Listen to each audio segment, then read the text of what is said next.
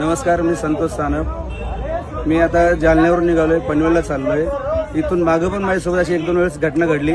आजची ताजी घटना आहे बघा, लाईव्ह घटना आहे. हे खिळे बघा, हे समृद्धी हवे. 1 तास झाले पोलिसवाल्यांना फोन करतोय. समोरच्या गाडीचे 4 टायर पंक्चर झालेत. पोलीसची मदत अजिबात होत नाही या रोडवरती. इथून मागं पण 2 वेळा, आता पण फॅमिली सोबत आहे. हे बघा, पूर्ण रस्ता जाम झाला. हे बघा, पोलीस इथे उभे. अजिबात आता आलेत पोलीस. हे खिळे दाखव, सगळे दाखव खिळे. पूर्ण खिळ्यांचा व्हिडिओ घे. इकडे घे, इकडे.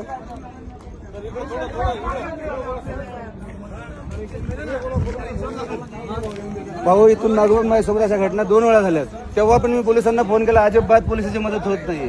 मी आता जालन्यावरून निघाले, मला पनवेलला जायचंय. हा बघा रस्ता, म्हणजे हजारो खेळे ठोके, एवढे खेळे ठोकासवर चालले काय?